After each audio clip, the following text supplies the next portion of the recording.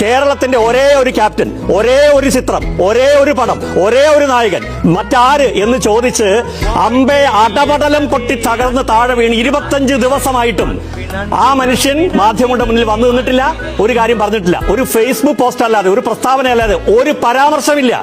കേരളത്തിലെ കവലയിൽ മുഴുവൻ മുഖ്യമന്ത്രി പിണറായി വിജയന്റെ ഫോട്ടോയും കമാനങ്ങളും ഹോർഡിങ്ങുകളും മാത്രമേ ഉണ്ടായിരുന്നുള്ളൂ.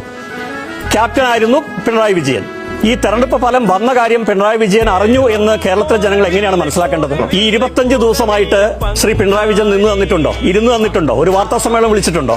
അല്ല, സഖാവ് പിണറായി വിജയൻ കേരളത്തിന്റെ പ്രതിപക്ഷ നേതാവായി മാറി. ഇന്ന് നയപ്രഖ്യാപന പ്രസംഗമായിരുന്നു. ഇന്ന് കൃത്യമായിട്ട് പത്രസമ്മേളനം നടത്തി. ഇതിനിടയിൽ പാർട്ടി സംസ്ഥാന സെക്രട്ടറി പ്രതികരിക്കേണ്ട വിഷയത്തിൽ പ്രതികരിച്ചു. അങ്ങനെ ഓരോ ദിവസവും ഇന്നയാൾ പ്രതികരിക്കണം എന്ന് നിങ്ങൾ ദയവായി ഇങ്ങനെ ആവരുത്. ഞാൻ അഭ്യർത്ഥിക്കുകയാണ്. അങ്ങ് നല്ലൊരു ഡിബേറ്ററാണ്. അങ്ങ് ദയവായി ഇങ്ങനെ ആവരുത്. ഞാൻ അഭ്യർത്ഥിക്കുകയാണ്.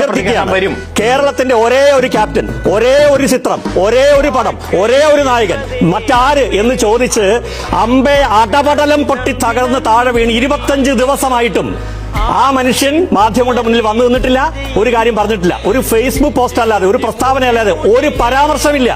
ഒരു പരാമർശം, ഞങ്ങൾക്കൊരു ചോദ്യം അദ്ദേഹത്തോട് ചോദിക്കാൻ പറ്റിയിട്ടില്ല. ഇന്ന് അദ്ദേഹം പ്രതിപക്ഷ നേതാവായിട്ടാണ് വന്നത്, മുൻ മുഖ്യമന്ത്രിയായിട്ടോ പിണറായി വിജയനായിട്ടോ അല്ല സാർ. അതുകൊണ്ട് അതൊന്നും പറയല്ലേ. ഇതുകൂടെ ഉത്തരം പറയൂ. താങ്കൾ ഈ പറയുന്ന സമയത്ത് മുഖ്യമന്ത്രി കണ്ടു എന്ന് പറഞ്ഞല്ലോ.